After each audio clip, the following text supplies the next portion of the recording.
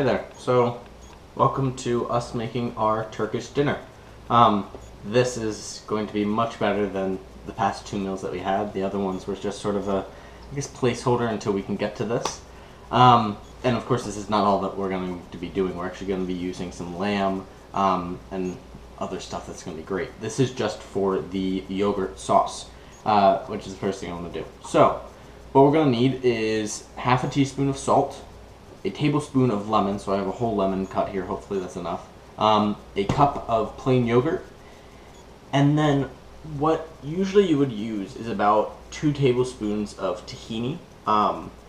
That's a sort of, I don't want to say spice, but it's a flavoring that you can use for this, which is a normal thing to use, or sesame seed paste.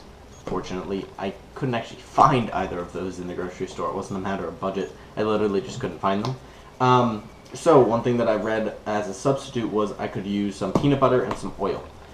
You use about 3 parts peanut butter, 1 part oil, and then half of what the recipe usually calls for.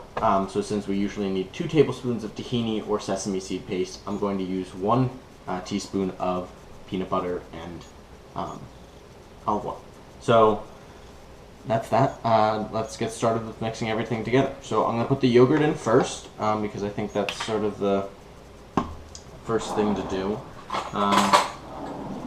We had used this, of course, for our breakfast. So you just want to mix that around a little because there is a little bit of water that just sort of gets in there. So let's see. Hopefully this fits. It does. Probably will not be able to get a cup. This is probably the wrong thing to be using for this. That's a little bit less than a cup. Let's see if I can get a little bit more. Okay, wonderful. So that's a cup. I'm going to have to just scoop this out with a spoon, and then we'll start to mix everything else in.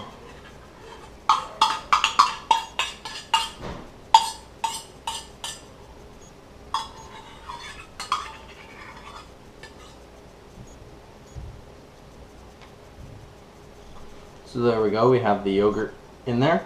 I'll add the half a teaspoon of salt. If you hear any crying, that's my infant brother. He's about a little bit less than 10 months at this point. So he's just discovered the art of screaming, which is a lot of fun, especially at night. Okay, so now we're going to need about 1 tablespoon of lemon. So let's see if I can make this in here. Last time I tried doing this with a lime, it didn't really work out, but that's okay. This is actually a pretty big lemon, so I may only need half of it. It looks like, yeah, I only really need half of it. That's great. Look at that. Perfect. Then I'll add that in there. I'm going to just start mixing it around just because otherwise it'll be too much to mix in. So just sort of get it all together. I think this will be interesting. It'll be some good flavors. It will taste a little bit differently just because of the peanut butter that I'm using instead of the tahini or sesame seed paste. But oh well, it's okay. It's not perfect, so it's okay. And then we actually learned. I think we learned this yesterday. 1 tablespoon is actually 3 teaspoons. So since we need 1 tablespoon of peanut butter and oil, and we need 3 parts. Yeah, we need 3 parts. No, that's not going to work. Never mind. I'm just going to have to guess it and estimate. That's okay. So I'm going to take my teaspoon measurement. Let me wipe it out. No, I don't think lemon and peanut butter are all that great together. You never know. Could be. Okay, I'm going to just scoop some of this out. It's of course going to get stuck in here. Okay, that's mostly peanut butter. There's some space on the side that I can add some oil in afterwards. And hopefully I can get this out with a spoon. If not, then yeah. Okay, that worked. Great. And then we'll add a little bit of oil. Usually you would use sesame seed oil. Really lacking on the sesame today. Honestly, I couldn't really find any. So 1 part of sesame seed oil, or just oil if you can't find sesame seeds. Also, if you actually can find sesame seeds, another thing I could not find, you can also use that and sort of just blend it up. Now the peanut butter is going to stick together, so you need to sort of just mush it up. So just sort of mush it against the sides, and that way it'll start to break up.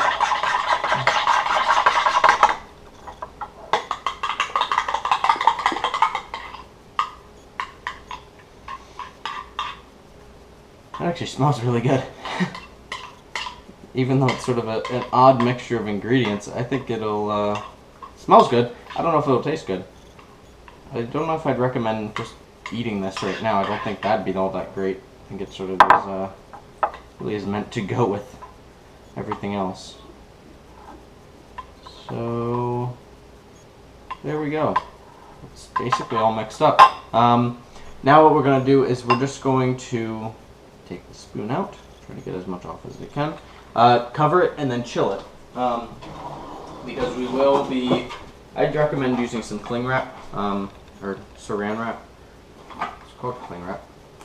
I call it saran wrap. Yep. You should use this or a little bit of plastic or really anything. I guess you could also stick it in like a baggie if you wanted. If you don't have saran wrap, that'll work. Just get like a gallon-sized baggie. And then I'm going to stick it in the fridge because we're going to use this later, but first we have to cook the lamb. So, lamb is typically very expensive. We're going to be using ground lamb, which I think I was able to get at the store for about $8 for like half a pound or a pound or something like that, which isn't really bad at all. It's pretty cheap, so they're not pretty cheap, but it works. So yeah, I'll see you in a second when we start cooking that. Okay, welcome back. So we're now going to be doing our Turkish dinner. This is going to be lamb kofk with yogurt sauce on some bread. So first things first, our ingredients are going to be, I have about a pound and, or pound point two, of ground lamb. That you usually would use about 2 pounds, but that was too expensive for me, so I didn't. I have salt and pepper, some crushed red pepper instead of cayenne peppers, because I couldn't find cayenne peppers. I have about a half a cup of finely grated onion, some 4 cloves of minced garlic, about half a cup of freshly minced mint, some paprika. We're going to be using we're going to use 3 tablespoons full of paprika, and then 1 tablespoon of ground cumin. So we're just going to mix all these together and then actually make meatballs. We don't need, these 2 things are actually for later on. It's just 2 onions that are finely sliced into 1/4 to 1/3 inch pieces. So all this we're going to just mix together into here with the meat. So I'll just put that in, and then you want to sort of wet your hands so that it doesn't stick to it, and then mix everything together so that you can make some meatballs. So here's the cumin, and then we'll add the paprika. That was a mistake.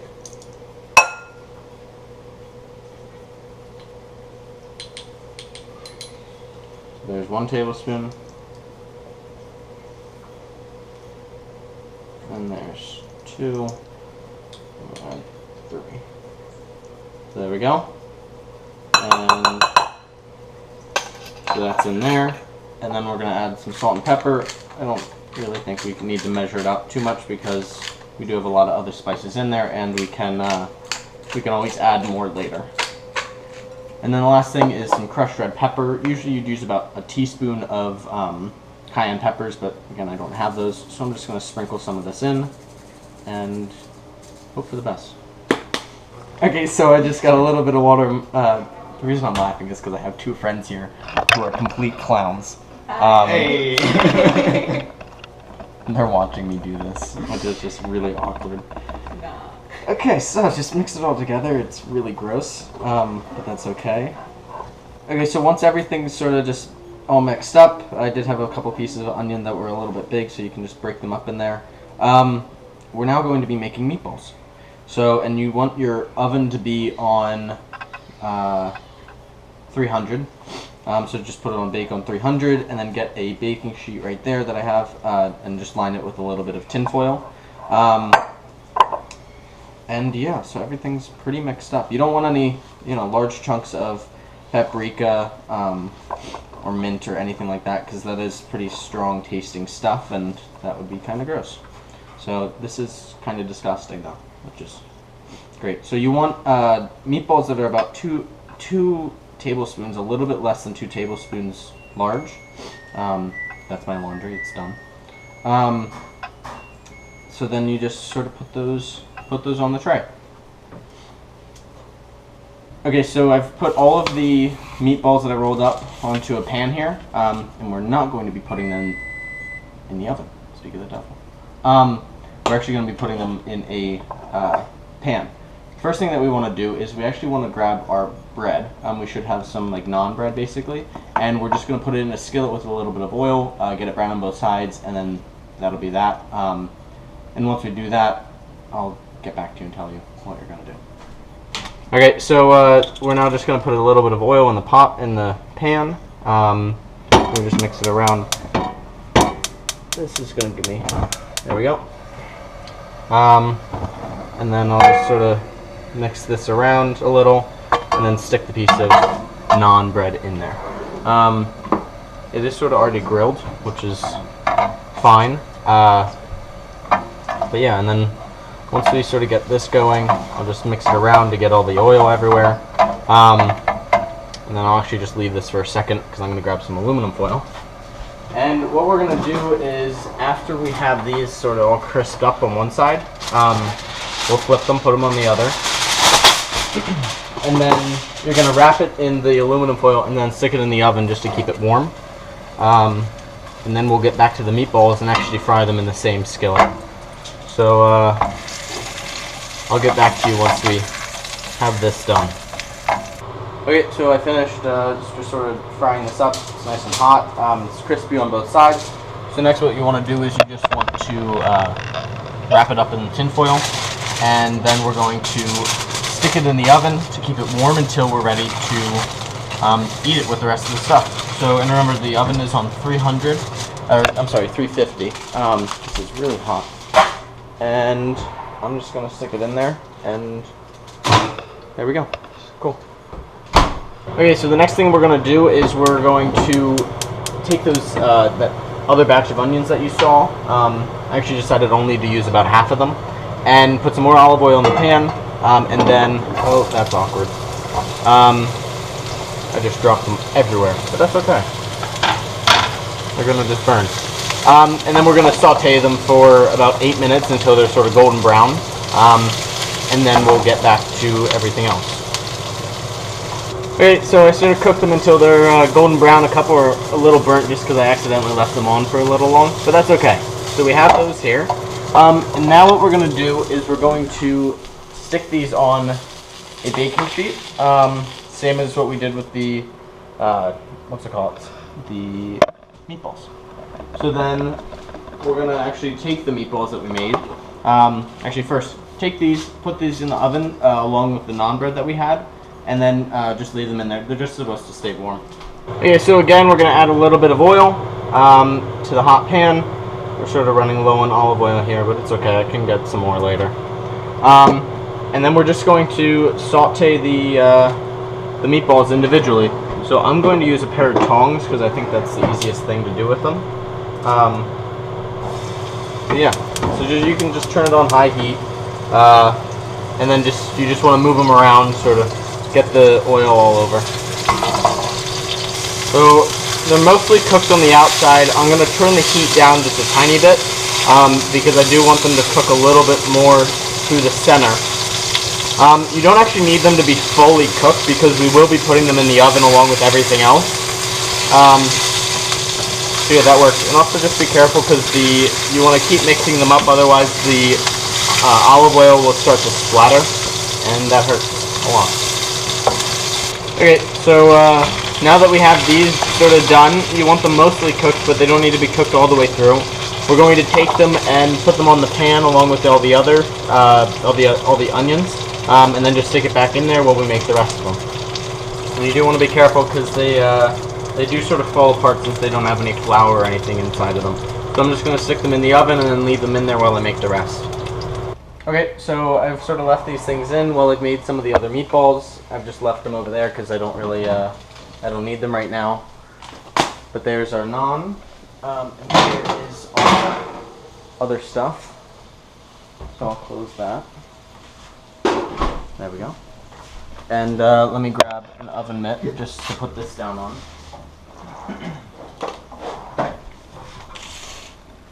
Just so it doesn't ruin the counter. So there we go.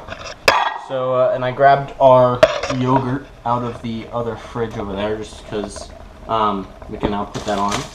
So open this up, take the naan out. It's nice and crispy right now, but it's not too dry. So that's great. And then I will put, I'm going to grab a fork actually because it's touched the raw meat over there. And you just sort of grab them and put them on there. That's just about it. I will put some of the onions below it though, so that it looks nice and pretty. And yeah, that's just about all you have to do for it. So hopefully it tastes good. I'm actually going to bring it in and have one of my teachers try it. She's sort of a big cook or baker. Sorry, you're pointing the wrong direction. There we go. So yeah, that's how you make kafta. And you can also add something that's called muhamara. It's a pomegranate molasses and roasted pepper mix. You can definitely look up a recipe for it. I unfortunately couldn't actually find any pomegranate molasses or roasted pepper. The roasted pepper wasn't in the budget. I couldn't find the pomegranate molasses. So, it is what it is. But yeah, I hope you enjoy this, and I'll see you tomorrow. If you'd like to see the recipe, I have the entire recipe down in the bottom in the description, along with the ingredients and everything that you have to do to prepare it. Also, follow my Instagram at college_eats101. I have pictures of all the food and what each of the meals actually is. So, thanks again for watching, and I will see you tomorrow. Bye.